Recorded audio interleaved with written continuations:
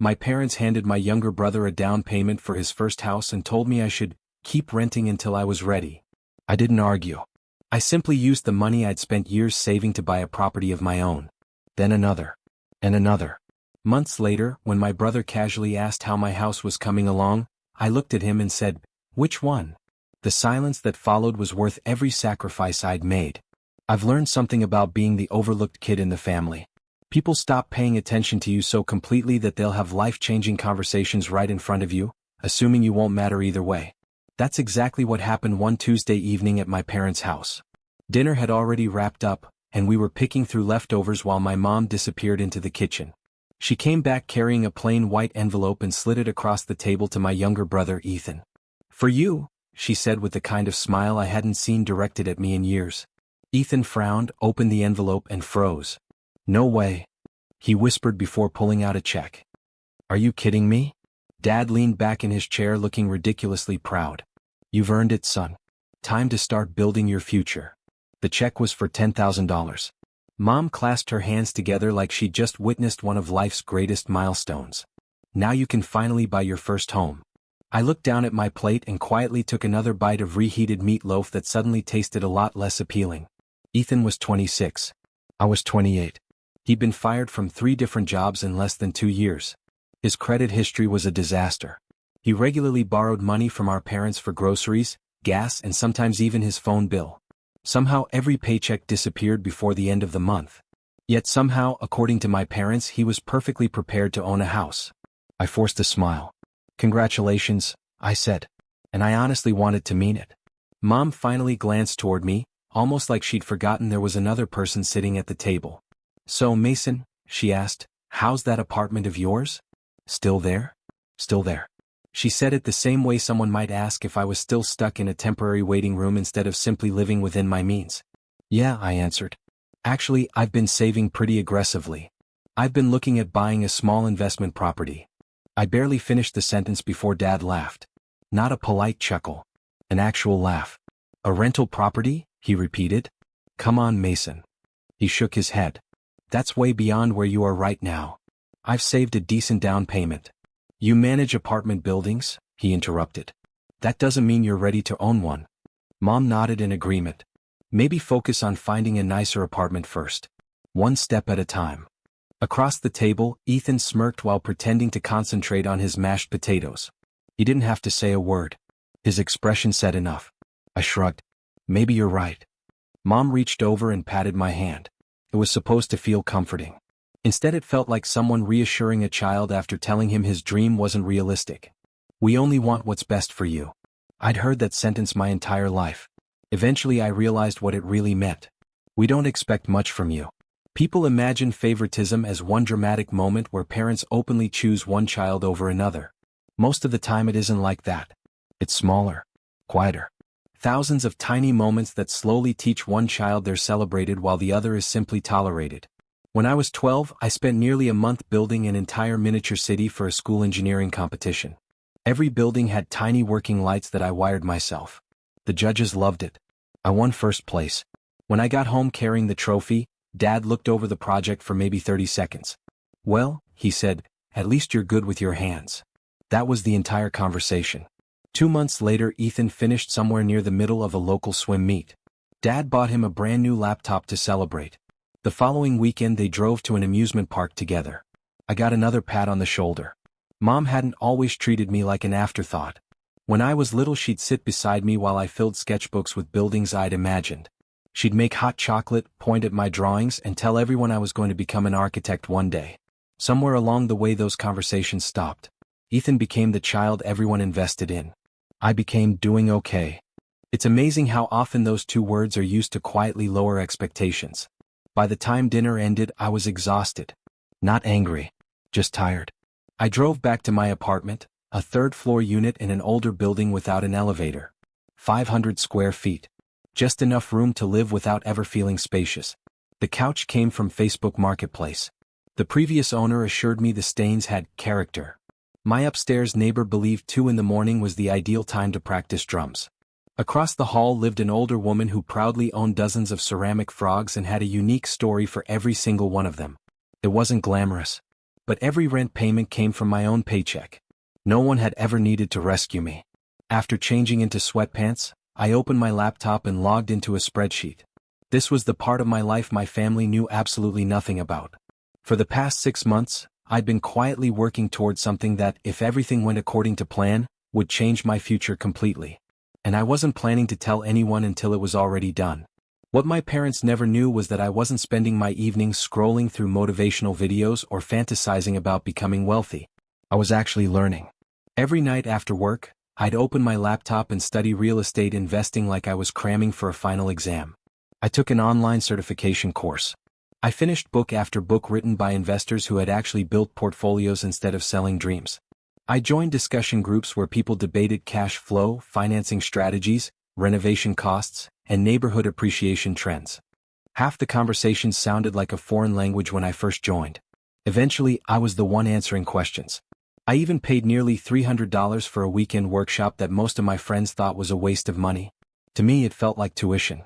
Learning was the easy part. Saving was brutal. For 3 straight years, every decision revolved around one goal. No vacations. The closest thing I'd had to one was crashing on my friend Ryan's hotel room floor because splitting the room 4 ways was the only way I could afford the trip. No new car. My old Honda had nearly 200,000 miles on it, made at least 3 different noises every time I drove, and the check engine light had become more of a decorative feature than a warning. No expensive dinners. If a restaurant didn't have coupons or some ridiculous weekday special, I wasn't eating there. Friends invited me out all the time. Most nights I declined. Little by little, my savings account grew.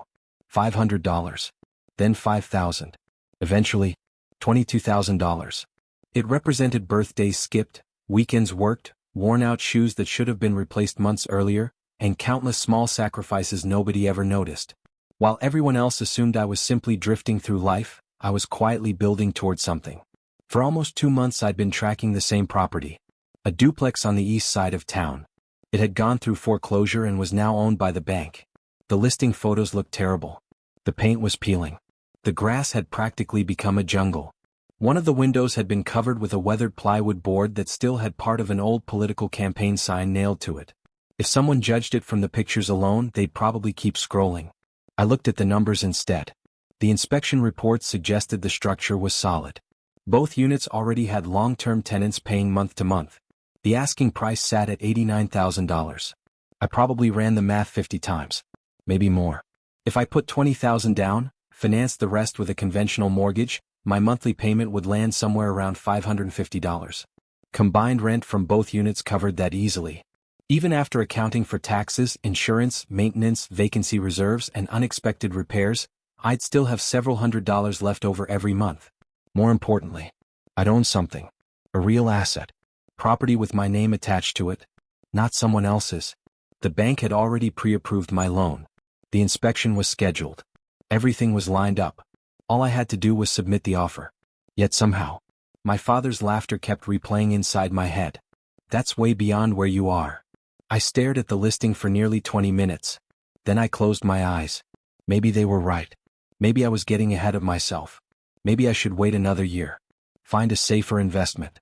Something easier. Then another thought pushed through. If I kept waiting until everyone else believed in me, I'd never do anything. I grabbed my phone and texted my real estate agent. I'm in. Full asking price. Send it. My thumb hovered over the screen for a second. Then I pressed send. There was no dramatic music. No life-changing speech. Just one tiny tap that completely changed the direction of my future. I didn't mention it to my parents. Or Ethan. Or anyone else in the family. Not because I wanted to hide it forever. Because I didn't want their doubts becoming my doubts. The next few weeks were exhausting. The seller accepted my offer. The inspection came back with a handful of minor repairs. The appraisal had to be scheduled. The lender requested paperwork almost daily. Every time I thought I'd submitted the final document, another email appeared. My loan officer, Melissa, became the person I talked to more than anyone else.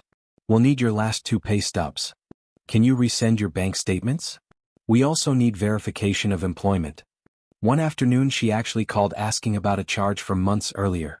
I laughed. What next? I asked. You want an explanation for every cup of coffee I've ever bought? She laughed too. Give us another day. We might. Despite everything happening behind the scenes, I still showed up for Sunday dinner. Nobody suspected a thing. That weekend Ethan had his own announcement. My mortgage got approved, he said proudly while helping himself to another serving of potatoes. Mom nearly started crying. Our baby is finally buying a house. Dad lifted his glass. To smart financial decisions. Everyone toasted. I quietly lifted my water. No one noticed. Later, while I was loading dishes into the dishwasher, Mom wandered into the kitchen. You've been awfully quiet tonight. Long week. Work going okay? Yeah. Still managing those apartment buildings? I nodded. She wiped off a plate with one of those decorative kitchen towels covered in cheerful little sayings. You know. She hesitated. If you ever wanted to go back to school or change careers, your father and I could probably help with part of the tuition. I almost laughed. Not because it was funny. Because they had just handed Ethan $10,000 to buy a house. Meanwhile, I was apparently the child who might someday qualify for partial help if I completely changed my life. I'm okay, I said. I appreciate it. She smiled sympathetically and squeezed my shoulder. We just worry about you. I knew what she meant. She believed my life wasn't going anywhere. She just didn't know how wrong she was. That night, just before midnight, my phone buzzed. Melissa. Great news. Appraisal came back at $91,000. Everything looks good. You're officially cleared to close. Congratulations. I read that message over and over. 91,000. The property was already worth more than I was paying. For the first time in years, I let myself imagine the future. I wanted to call someone. My parents. Ryan. Anybody. Instead, I set my phone down and simply sat there smiling in my tiny apartment. This victory felt different. It belonged entirely to me. Closing day arrived 3 weeks later. I told my manager I had a doctor's appointment and left work early. I wore the nicest button-down shirt I owned, one I'd bought on sale years before and only pulled out for weddings and interviews. The title office was small, quiet, and smelled like stale coffee and old paperwork. It wasn't glamorous. But to me it felt monumental. My agent greeted me with a grin. So, she said, sliding the stack of documents across the table. Ready to become a property owner? I nodded. I've been ready for years. The signing seemed endless. Signature. Initials. Date. Repeat. Page after page. Eventually my hands started cramping. Finally, the closing officer organized the last document, smiled warmly, and handed me a thick folder. Congratulations, Mr. Carter. You officially own your first investment property. When the final document was signed, the closing officer slid a small envelope across the table. Inside were 2 keys. They're yours now, she said with a smile. For a second I just stared at them. Not because they were impressive, they were ordinary brass keys attached to a cheap plastic tag, but because nobody had ever handed me something that represented years of sacrifice before. I walked out carrying a folder full of paperwork, those 2 keys, and a feeling I wasn't used to. It wasn't relief. It wasn't excitement. It was pride. The quiet kind. The kind nobody gives you. The kind you earn. I sat in my old Honda for a few minutes before pulling out my phone. There was only one person I wanted to tell. Ryan. He answered on the second ring. What's up? I just closed. Pause. Closed what? The duplex. Silence. Then he practically yelled into the phone. No way. You actually bought it? I own it. Dude. That's incredible. I couldn't stop smiling. I still can't believe it. So when are you telling your parents? My smile faded. I'm not. Seriously? They'll somehow turn it into another story about Ethan. Ryan laughed because he knew exactly what I meant. Yeah, you're probably right. So what's first? I'm going over there. The duplex looked even rougher in person than it had in the listing photos. Tall weeds had taken over most of the front yard. Someone had tagged one side of the detached garage with faded spray paint. One section of the gutter leaned at an angle that seemed physically impossible. Objectively, it wasn't pretty. To me, it was beautiful, because it was mine. I knocked on the first unit. After a moment, the door opened. A woman in her 50s smiled cautiously. You must be the new owner. I am. I'm Elena. She looked almost relieved. I'm glad someone finally came. We talked for a few minutes on the porch. She explained that the previous owner had ignored maintenance requests for months. The bathroom faucet leaked constantly. One kitchen outlet barely worked. The garbage disposal hadn't run in forever. I'll start working through everything this weekend, I said. She blinked. You mean, really? Yeah. I already made a list. Her shoulders visibly relaxed. I wasn't expecting that. Neither was I, honestly. Over the next hour I walked through both units with a notebook, writing down repairs, measurements, and future projects. Every room represented work. But every repair also represented progress. For the first time in years, I wasn't building someone else's future. I was building my own. Before leaving, I stood outside and took a picture of myself holding the keys. I almost uploaded it. My finger hovered over the share button. I imagined the family group chat exploding with questions. Then another memory surfaced. Dad laughing. Mom telling me to take baby steps. Ethan's little grin across the dinner table. I closed the app. They hadn't believed in me before. They didn't get to celebrate now. Not until I decided they could. Owning property turned out to be a lot less glamorous than I'd imagined. By Saturday morning I had already learned 3 important lessons. First, no plumbing repair is ever as simple as it looks online. Second, whenever a video says, "This should only take 15 minutes, they're lying. Third, there is something strangely satisfying about fixing something that actually belongs to you. I spent most of that weekend crawling under sinks, replacing old light fixtures, tightening loose cabinet hinges, and making 2 separate trips to the hardware store because I'd inevitably forgotten one tiny part each time. The leaking bathroom faucet alone fought me for almost 3 hours. At one point I accidentally sprayed myself directly in the face. I sat on the bathroom floor laughing because there wasn't much else I could do. Around lunchtime Elena knocked gently on the open door. She held out a pitcher and 2 glasses. I made lemonade. You didn't have to. I wanted to. She watched while I finished tightening the faucet. You actually came. I said I would. The last owner said that every month. She smiled after I turned the water back on. No leaks. No dripping. Nothing. It works. It should. She actually clapped. I can't remember the last time someone fixed something around here. I laughed. Trust me. It wasn't pretty. She shook her head. I don't care. I drove home that evening filthy, sore, and carrying a receipt from the hardware store that made my wallet cry. Yet somehow, I hadn't felt that accomplished in years.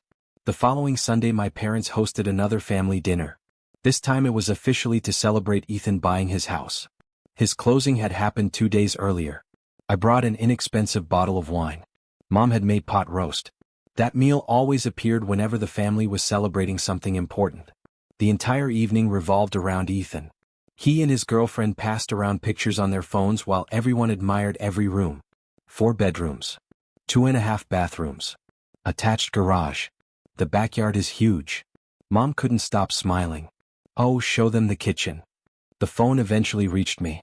The house looked nice. Clean. Modern. Practically identical to every other new construction home in the subdivision. It looks great, I said honestly. Congratulations. Ethan grinned.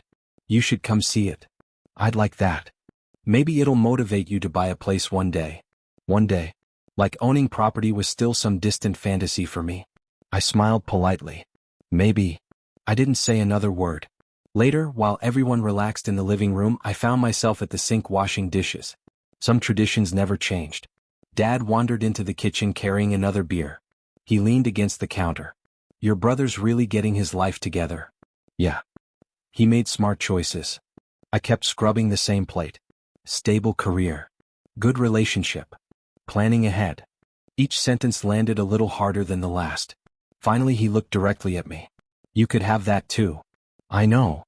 But you need to stop settling. I'm not settling. You manage apartment buildings. He shrugged. That's not really a career. I actually enjoy my work. Do you? He took a sip from his bottle. Or have you just gotten comfortable? I felt my jaw tighten. Would have been so easy. 1 sentence. Actually, I bought an investment property 3 days ago. I imagined the look on his face. The silence. The surprise. Instead, I stayed quiet.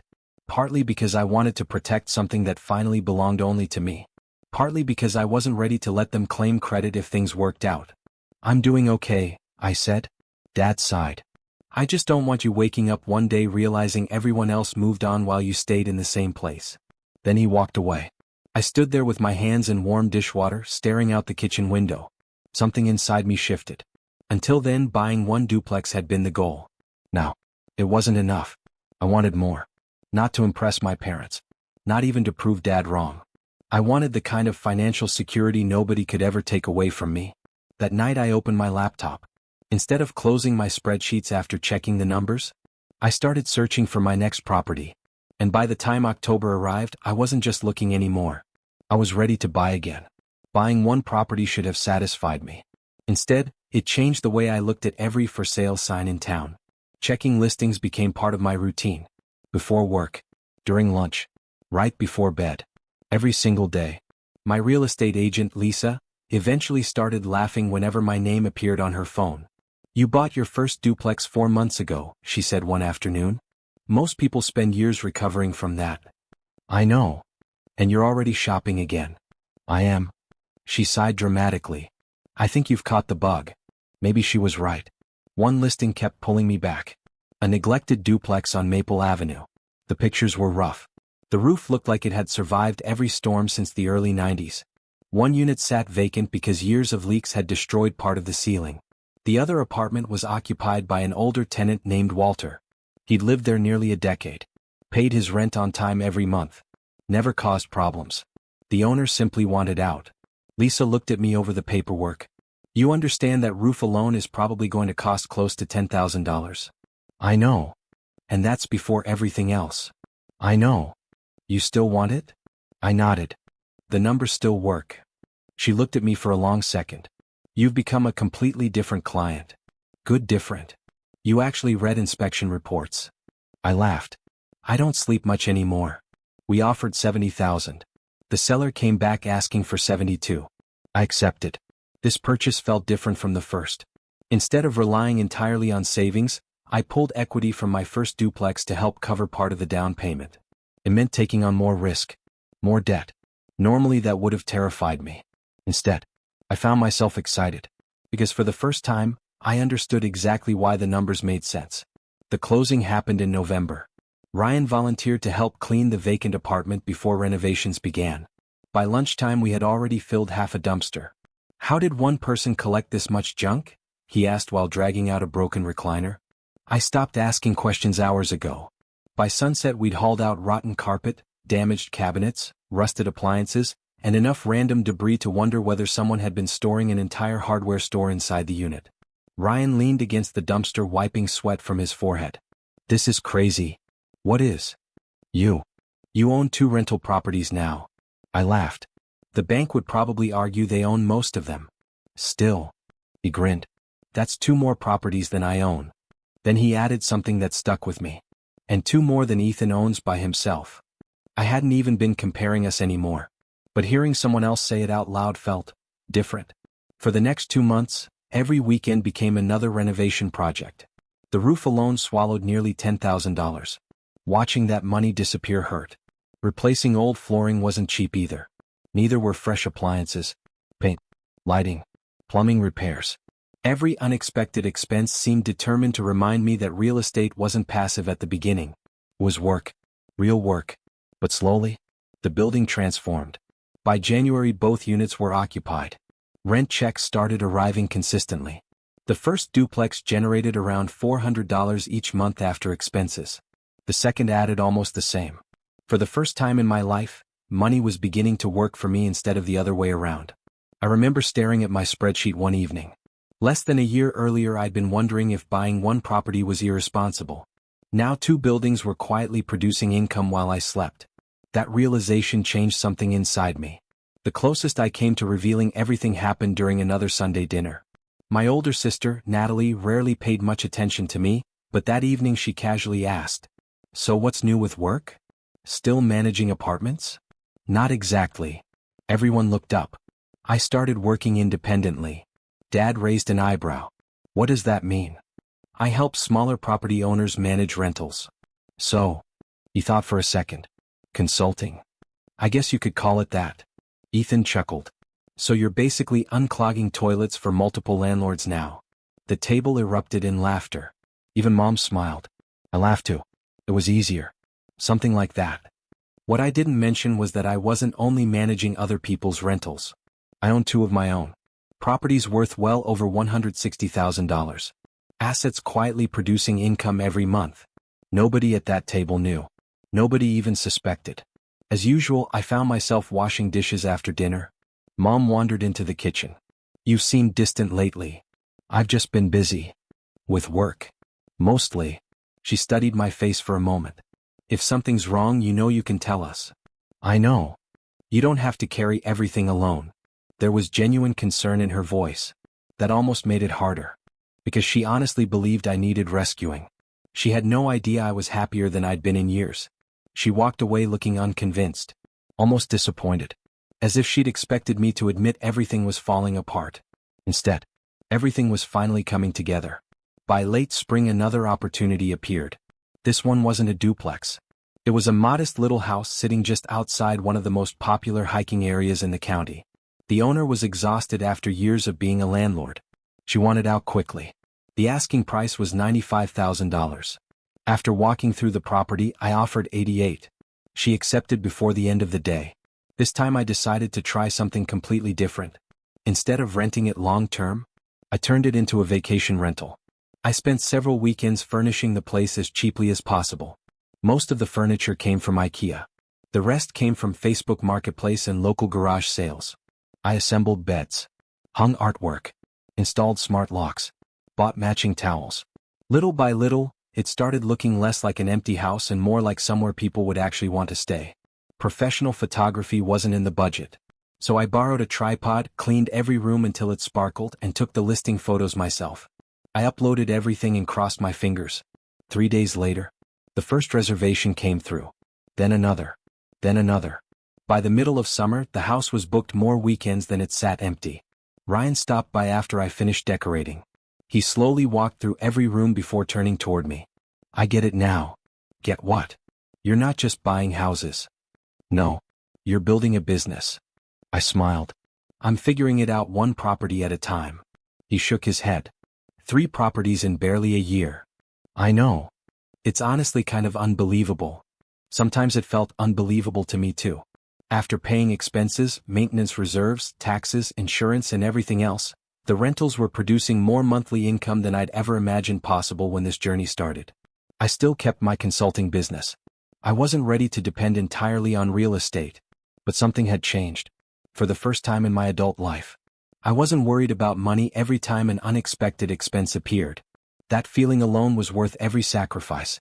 Unfortunately, keeping everything secret was becoming harder. And at Ethan's birthday barbecue that August, the first real crack in my carefully hidden life finally appeared. The first time I almost slipped happened at Ethan's birthday cookout. Dad was outside working the grill while family friends drifted through the backyard carrying paper plates and plastic cups. I was grabbing another bottle of water when one of Dad's oldest friends walked over. His name was Richard. He'd worked in commercial real estate for decades and had bought and sold more buildings than I could count. So, Mason, he said, your dad mentioned you're doing some property management these days. Yeah.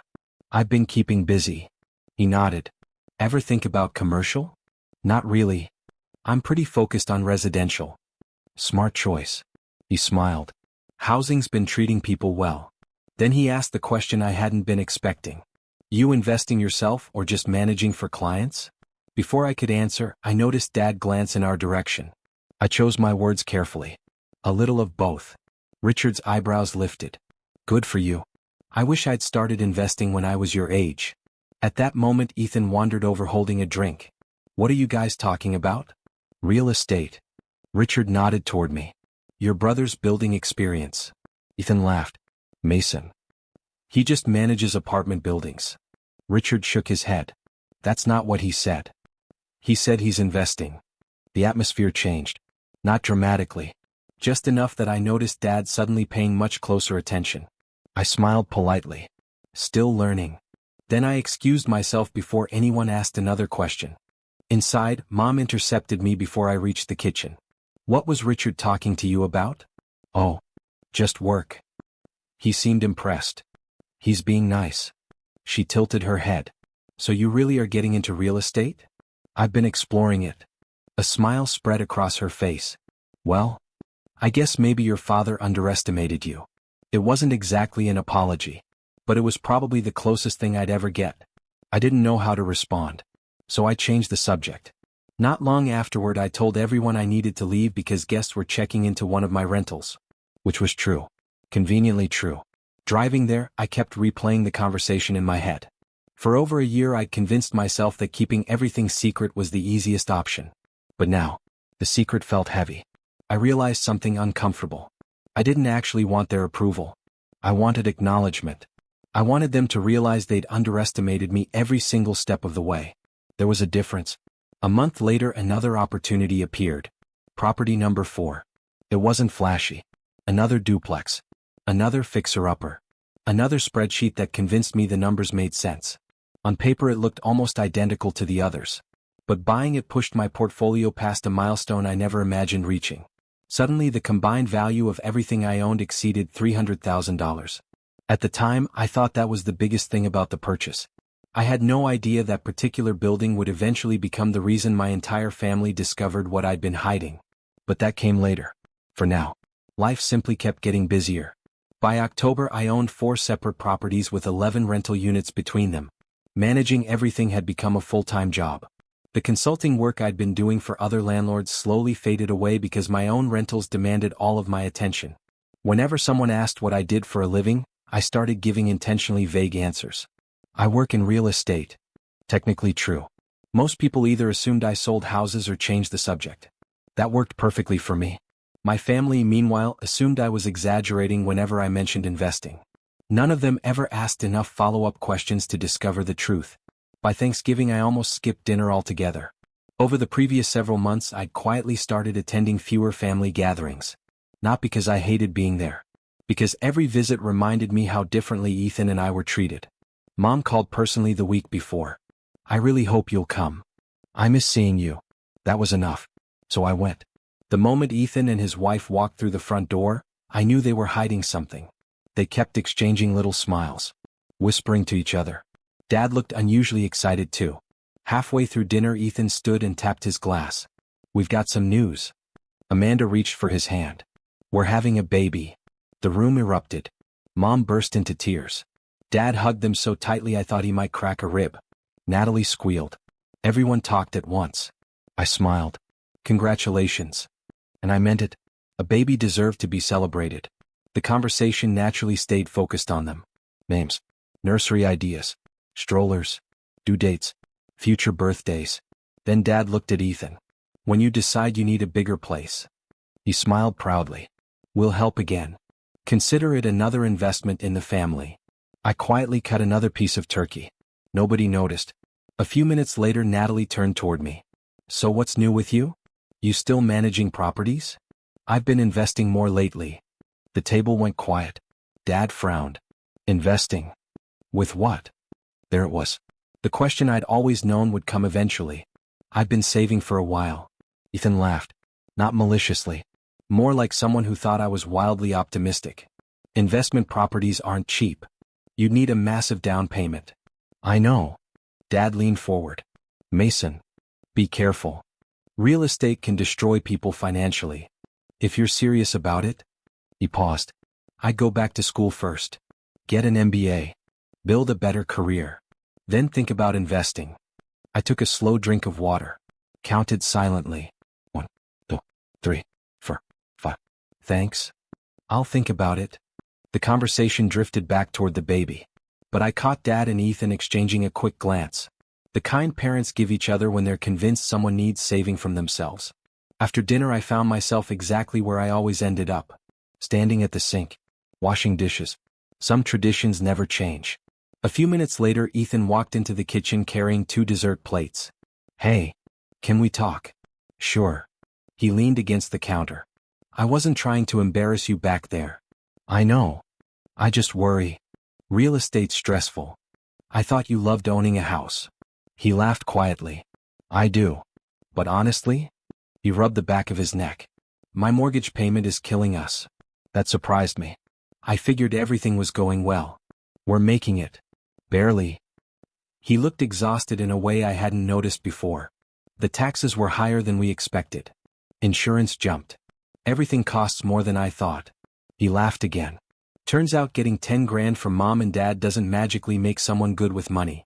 For a second, I almost told him. Almost admitted I own multiple rentals. Almost explained cash flow, equity, refinancing, long-term planning. Instead I stayed quiet. Because something told me the timing still wasn't right. And I had no idea that within a few months, keeping my secret would no longer be my choice. For a moment, I almost told Ethan everything. I almost explained that property taxes, insurance, maintenance, and cash flow weren't mysteries to me anymore. That I'd spent the last year learning every lesson he was struggling through. That I already owned multiple rentals. Instead, I simply nodded. Thanks. He smiled, relieved that I hadn't argued. Neither of us realized it would be the last family gathering where my secret stayed hidden. The truth came out because of something I never saw coming.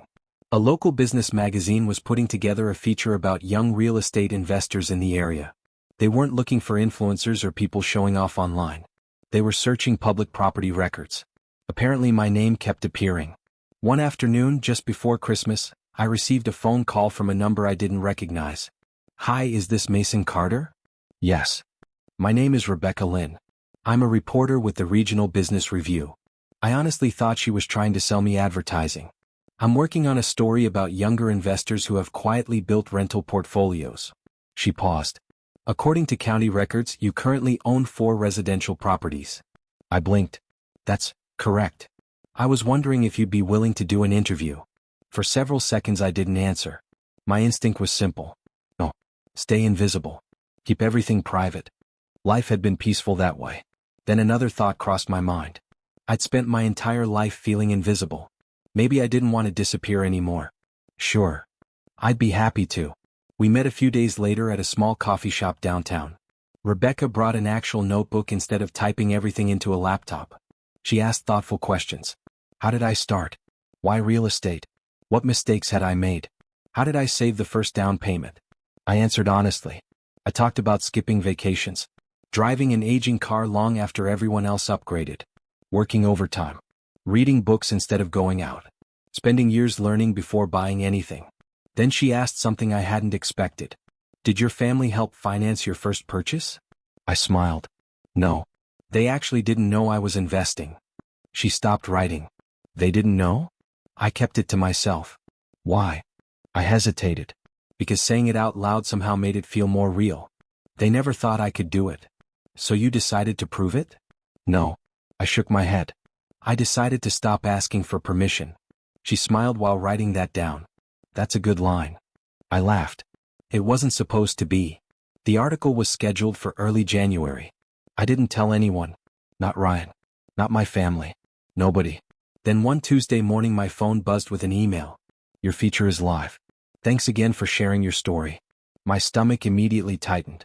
I clicked the link. There it was. A picture of me standing outside one of my duplexes. My name. My story. The headline talked about a young investor quietly building a rental portfolio without financial help from his family. The article mentioned my 4 properties, their estimated combined value, the rental income, even a quote from the interview. You don't need perfect circumstances. You just need to keep moving forward. I stared at the screen for several minutes. Then I sent the article to Ryan. He called less than 30 seconds later. Dude. What? Your family's about to completely lose it. I laughed. Probably. Neither of us realized how quickly that would happen. At exactly 11:23 that morning, my phone rang. Mom. I answered. Hey. Her voice sounded shaky. Mason. I just read something. Okay. There was an article. About real estate. It says. She stopped speaking. It says you own 4 rental properties. Is that true? Yeah. Silence. Long enough that I checked the phone to make sure the call hadn't disconnected. Finally she whispered. How? I've been building them for a while. Why didn't you tell us? I leaned back in my chair. I tried. When? When I mentioned buying an investment property. Dad laughed. You both told me to keep renting. Another silence. This one hurt more. We thought. She stopped herself. I know. You thought I couldn't do it. I was doing it the entire time. Her breathing became uneven. The article says your portfolio is worth more than $300,000. That's the value of the properties. I still owe the banks plenty. She sounded overwhelmed. I need to call your father. The call ended. Exactly 10 minutes later, the family group chat exploded. Dad, Mason. Call me. Ethan. Wait, is that article real? Natalie, hold on. Mom, why didn't you tell us? Message after message appeared faster than I could read them. For years they'd built a version of me in their minds. The son who played it safe. The one who never took risks. The one who needed guidance. Now that version had shattered in the space of a single newspaper article. Eventually I typed one message. Everything in the article is true. I built it myself. No gifts. No family money. Just years of saving and a lot of work. No one replied. The chat went completely silent. Then, Dad finally sent another message. We need to talk. Sunday dinner. Be there. I stared at the screen. Part of me wanted to refuse. I didn't owe anyone an explanation. Not anymore. But another part of me, the little kid who kept bringing home trophies hoping someone would finally notice, needed to see what happened next. So I replied with a single sentence. I'll come. Then I locked my phone, climbed into my truck, and drove over to one of my rentals because a tenant had reported a broken garbage disposal. Life didn't stop because my family had finally discovered the truth. Oddly enough, fixing that disposal felt far less stressful than Sunday dinner. The weekend arrived much sooner than I wanted. I pulled into my parents' driveway a few minutes before 5. I hadn't bothered dressing up. Jeans. A hoodie. Work boots. I wasn't trying to impress anyone anymore. My old Honda looked especially worn sitting beside Ethan's nearly new luxury SUV. For years that comparison would have bothered me. Now, not so much. Before I even reached the front porch, the front door opened. Mom hurried outside. Her eyes were swollen. She'd clearly been crying. Mason. Hey, Mom. Without saying another word, she wrapped both arms around me. The hug lasted much longer than usual. When she finally stepped back, tears were running down her face again. I'm sorry. So sorry. I looked at her for a moment. It's okay. She shook her head immediately. No. It isn't. Mom stepped aside, still wiping tears from her face. We failed you, she said quietly. Not because we didn't love you. Because we stopped paying attention. I didn't know what to say. Dad appeared in the hallway behind her. He looked different. Not defeated. Just older. Like the article had forced him to question years of assumptions overnight. Come on in, he said. His voice was softer than I'd ever heard it. The dining room looked exactly the same as always. The good china had been brought out. Mom's famous pot roast sat in the middle of the table. Whenever emotions ran high, she cooked comfort food. Old habits. Everyone was already seated. Ethan. His wife. Natalie. Her husband. Nobody was talking. They were waiting. I took my usual chair. For a moment, the only sound was silverware shifting against plates. Finally, Dad cleared his throat. So, we read the article. I figured. He shook his head slowly. 4 properties. I nodded. Yes. In less than 2 years. That's right. Ethan leaned forward. I genuinely don't understand. How did you afford the down payments? I saved for the first one. And after that? I used the equity from earlier properties. I refinanced when the numbers made sense. I negotiated seller financing once. And sometimes I just waited until the right opportunity came along. He stared at me. You actually planned all this? I tried. Mom looked completely bewildered. But you were still living in that tiny apartment. Driving that old Honda. I chose to. Why? So I could keep buying assets instead of liabilities. Nobody spoke. It was almost strange watching them struggle to fit this version of me into the image they'd carried for years. Dad slowly rested both hands on the table. I laughed at you. You did. I told you buying investment property was beyond you. You did. He swallowed. I was wrong. The room became completely silent. I wasn't just wrong about real estate. He looked directly at me. I was wrong about you. His voice cracked. I kept thinking you were falling behind. When really, you were building a life none of us even noticed. Mom quietly wiped another tear away. Every Sunday I'd ask about your apartment. I thought you were stuck. I thought you needed help. I had no idea you were spending every free hour building a business. Natalie looked over at me. The article called you one of the fastest growing young investors in the county. I didn't even know you liked real estate. I laughed quietly. Neither did anyone else. Ethan shifted awkwardly in his chair. I owe you an apology too. You don't have to. No. I do. He took a slow breath. When Mom and Dad gave me money for the house, I knew they hadn't offered you anything. I never questioned it. I just accepted it. He looked down at his hands. I told myself I deserved it. But honestly, I just didn't want to rock the boat. Amanda reached over and squeezed his arm. We've talked about it a lot since reading the article. She smiled apologetically. It wasn't fair. Mom immediately spoke up. We never meant to favor either of you. I know. We just thought Ethan needed more help. There it is. Everyone looked at me. You always thought I didn't. Mom nodded slowly. You always seemed so independent. I couldn't help smiling. You know what that word usually meant to me? She looked confused. It meant nobody checked on me. Nobody argued. Because nobody could. After a long pause, Mom whispered, You're right. I am. And I'm sorry. Dad looked at me carefully. Would you? He hesitated. Would you show us? The properties. I'd like to understand. I looked around the room. 2 years earlier I would have given almost anything to hear those words. Now, I wasn't sure how I felt. Part of me still remembered every laugh. Every dismissal. Every time they assumed Ethan deserved another opportunity while I simply needed to lower my expectations. But another part of me saw something different. Mom's tears weren't performative. Dad's regret looked genuine. Ethan wasn't making excuses. Nobody was asking me for money. Nobody was trying to take credit. For the first time, they were simply listening. Sure, I finally said. I'll show you. The following Saturday we met at my first duplex. Walking back onto that property reminded me how much had changed. The paint was fresh. The landscaping actually looked intentional. Everything that had once looked neglected now looked cared for. Elena happened to be outside watering flowers. The moment she saw me, she smiled. Morning. Then she noticed my family. You must be the famous relatives. I laughed. Something like that. She turned toward my parents. I've rented for almost 15 years. Your son is the best landlord I've ever had. He actually answers his phone.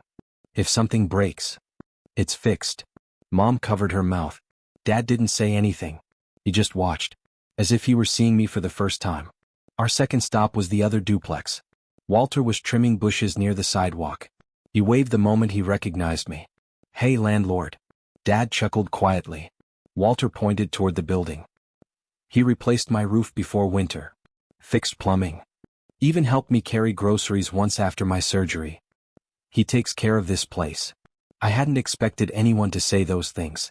Apparently neither had my parents. Dad kept looking from me to the building. Almost like he was mentally rewriting 20 years of memories. Next we visited the vacation rental. Natalie slowly walked from room to room. This is beautiful. It doesn't even feel like a rental. I wanted it to feel like someone's weekend escape. You did. Even Ethan looked impressed. He didn't say much. Mostly he wandered quietly, asking practical questions about bookings and renovations. I answered everything honestly. There was no competition anymore. Just curiosity. Our last stop was the newest duplex. The tenants were home, so we simply drove by before heading to a nearby coffee shop. We found a table outside despite the chilly weather. Nobody seemed ready for the day to end. Dad wrapped both hands around his coffee cup. You built all of this. Without us. Yeah. He nodded slowly. I honestly don't know what to say. Then he looked me straight in the eye. I'm proud of you. For real this time. Was strange. Those words had been all I wanted as a teenager. Now, they still mattered. Just not as much as I'd once imagined. Thanks. Ethan broke the silence. Can I ask something? Sure. Were you angry? I thought about it. Really thought about it. I was. For a long time. What changed? I realized something. If I spent my whole life trying to prove you were wrong, you'd still be controlling my future. So I stopped. I focused on my own life instead. Mom reached across the table and gently took my hand. Can we do better? I looked around at everyone. I think so. But things can't go back to how they were. They all nodded. I spent too many years being the son everyone underestimated. I'm not coming back just to play that role again.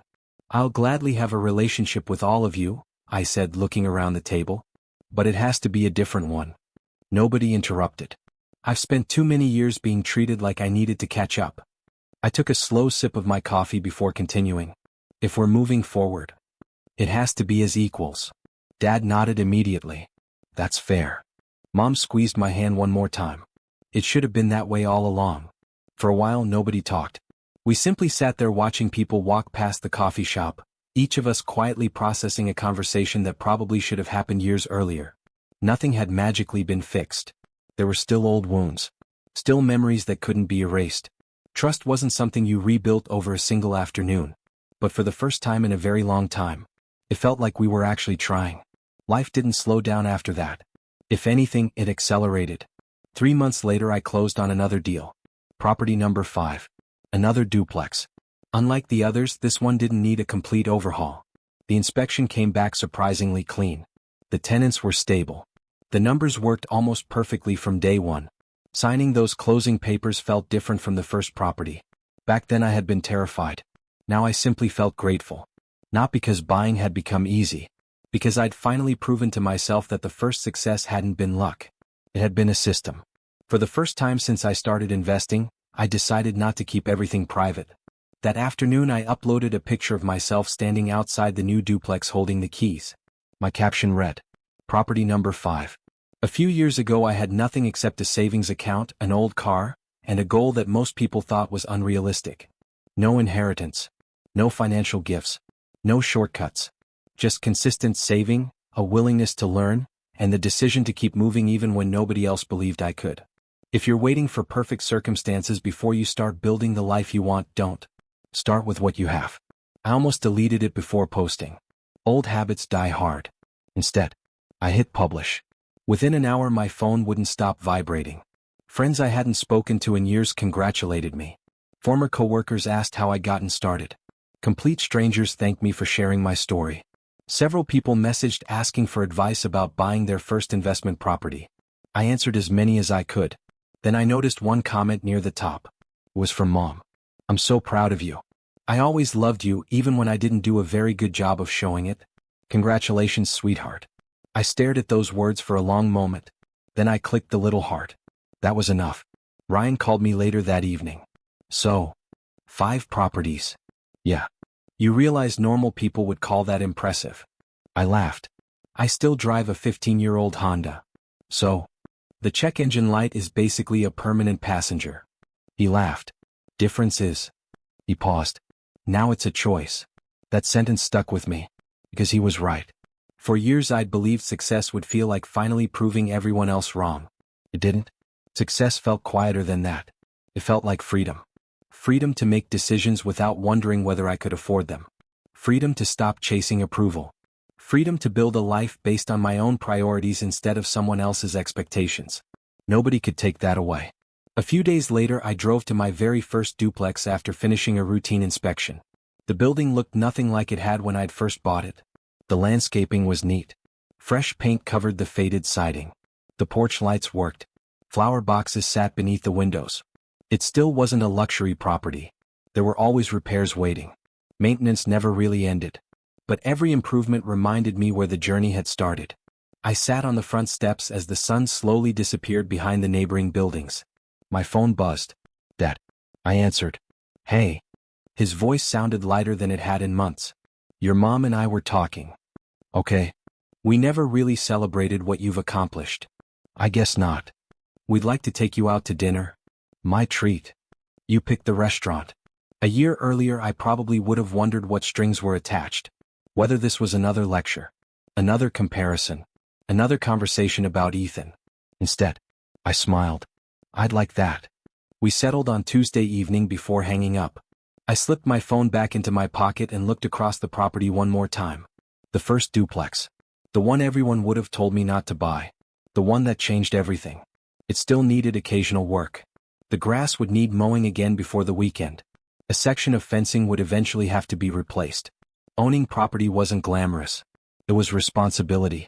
But every repair represented something I'd built with my own hands and my own decisions. I hadn't inherited this life. Nobody handed it to me. It came from years of discipline, sacrifice, patience, and believing in myself long after everyone else had stopped. And somewhere along the way I realized something I never expected. The greatest reward wasn't the portfolio, or the equity, or the monthly income. It was finally understanding that my worth had never depended on whether my family believed in me. It only depended on whether I believed in myself. That realization changed everything. So, AITA for keeping my success a secret until my family found out on their own?